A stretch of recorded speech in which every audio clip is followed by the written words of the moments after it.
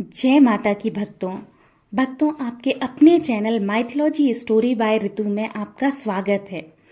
भक्तों, देश में माँ भगवती के अनेकों स्वरूप हैं और आज हम उन्हीं स्वरूपों में से आपको एक महान स्वरूप के दर्शन कराने ले चलते हैं।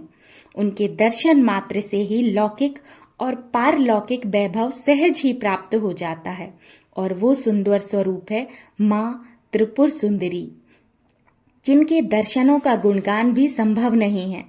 भक्तों, यह मंदिर जबलपुर में स्थित है। जबलपुर से 14 किलोमीटर तेवर में भेड़ाघाट रोड पर स्थित है। वैसे तो यह मंदिर बहुत ज्यादा पुराना है, लगभग 11वीं शताब्दी से पहले का, परंतु इसका पुनर्निर्माण 42 वर्ष पहले ही हुआ है। दोस्तों, इस मंदिर का पौराणिक इतिहास बहुत ही दिलचस्प है। तो दोस्तों, पहले मैं आपको इस मंदिर का पौराणिक इतिहास बताती हूँ। उसके पहले मैं आपको बता दूं कि हम इस मंदिर के दर्शनों के लिए रात्रि में आए थे। रात्रि में और साथ में बारिश भी हो रही थी, जो कि माता के मंदिर को और भी सुंदर बना रही थी। इसका विशाल परिसर देखने में बहुत सुंदर है।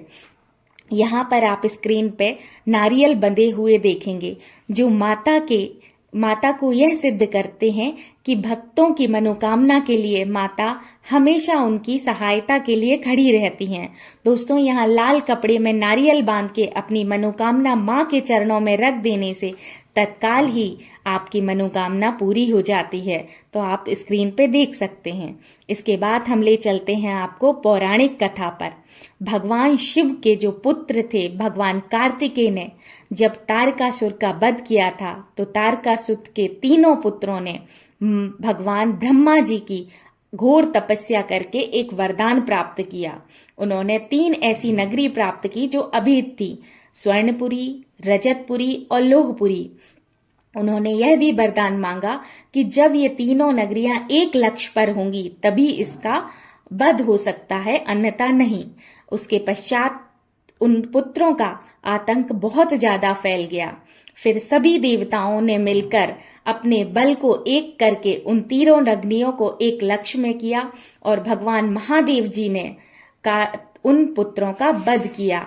उस समय से वहां पर त्रिपुरेश्वर शिवलिंग का निर्माण हुआ और वहीं पे निर्माण हुआ माँ त्रिपुरी सुंदरी का। आप स्क्रीन पे माता के दर्शन कर सकते हैं। ये सारी बातें यहाँ के पुजारी जी ने हम सबको बताई। दोस्तों, इसके बाद आता है इतिहास। जबलपुर पर जब कलचुरी वंश के राजाओं का शासन काल था, तो कलचुरी वंश के एक महान राजा कर्णदेव हुए, जिनकी इष्ट देवी और माँ त्रिपुर सुंदरी हुई।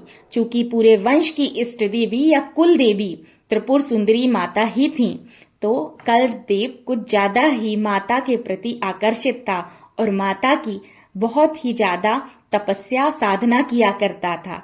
वह माता की इस प्रकार साधना किया करता था कि उसके महल में एक बड़ी कढ़ाई थी।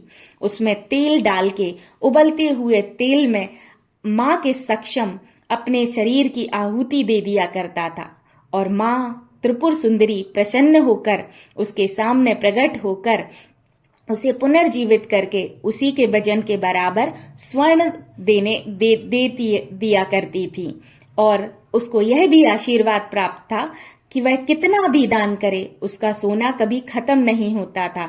इसलिए राजा कर्णदेव को महान दानी भी कहा जाता है। दोस्तों, धीरे धीरे कर्णदेव का शासन खत्म हुआ और वहां पर उसके महल के अवशेष बचे रहे। दोस्तों, अब आप बोलेंगे कि वहां पे अगर अवशेष थे तो फिर वो अवशेष मिले क्यों नहीं? क्योंकि अंग्रेजों ने उस महल को हटाकर वहां रेलवे लाइन बिछा दी थी। उसके पहले जब अवशेष के नीचे माँ की प्रतिमा दबी हुई थी, तो वहां पे एक गडेरिया ने माता की प्रतिमा देखी, जो वहां पे बकरियां और भेड़ चराने आया करता था। उसने माता को पुनः एक मंदिर में स्थापित कराया, चूंकि गडरिया ने नहीं, वहां के विद्वानों ने कराया था और माता की सेवा होने लगी।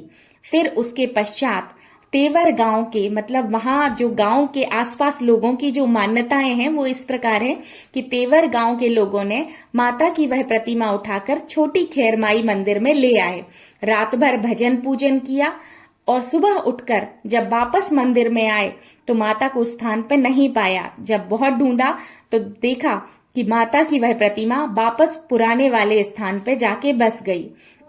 इसी प्रकार आगे आने वाले समय में अंग्रेजों ने भी वह प्रतिमा अपने देश ले जानी चाहिए और रास्ते में जिस ट्रक में ले जा रहे थे उस ट्रक के लोगों को नींद आ गई और माता वापस से अपने पुनः स्थान पर आ गईं।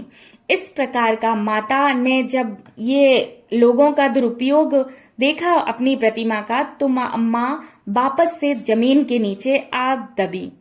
उसके पश्चात वहां पर बहुत सारे बेल के पेड़ हुआ करते थे। जिस स्थान पे आज माता का मंदिर है वहां के माता के मंदिर के बड़े पुजारी जी रमेश प्रसाद दुबे को स्वप्न हुआ कि मैं इस जमीन के नीचे हूं, आके मुझे निकालो। तब उन्होंने निकाला और एक पेड़ के नीचे स्थापित कर दिया।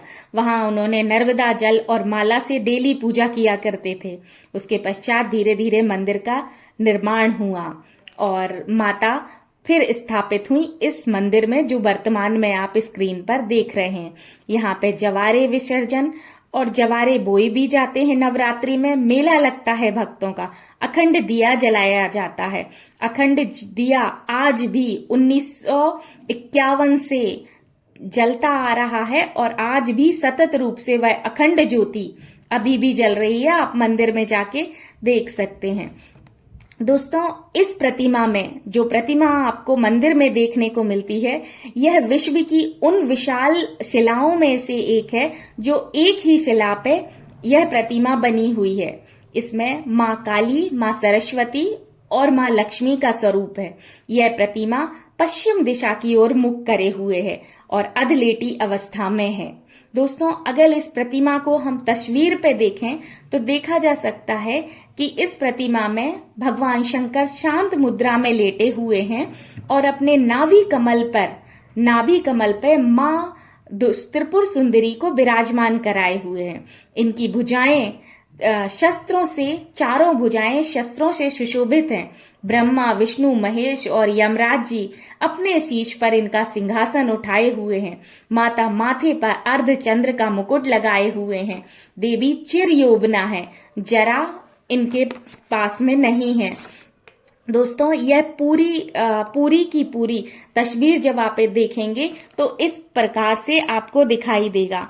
दोस्तों, माता के सामने जो भी भक्तगण आके अपनी मनोकामना मांगते हैं तो माँ सहज ही उसे दे देती हैं। माँ के दर्शन मात्र से ही आपको तीनों लोकों के सुख प्राप्त हो सकते हैं। यहाँ पे हवन पूजन भी किया जाता है। नवरात्रि में भक्तों का यहाँ पर जमघट लगा होता है। दोस्तों, अगर आपकी भी कोई मनोकामना है तो लाल कपड़े में नारियल बांध के माता के सामने आप भेंट चढ़ा सकते हैं और आप देखेंगे कि आपकी मनोकामना पूरी तरीके से पूरी हो गई है। दोस्तों, वैसे तो माँ का गुणगान करना असंभव है, परंतु मैंने इस छोटे से वीडियो में माता की कुछ पंक्तियों में आपको व्याख्या की है। आप भी माता के मंदिर जाएं, उनके दर्शन प्राप्त करें और आशीर्वाद लें। तो दोस्तों, इससे पहले कि वीडियो खत्म हो, आप चैनल को सब्सक्राइब करें, वीडियो को लाइक करें अगर आपको वीडियो थोड़ी सी भी इंफॉर्मेटिव लगी हो। तो दोस्तों, एक बार जय माता दी का नारा लगा दें, कमेंट डाउन करें। जय माता की दोस्तों।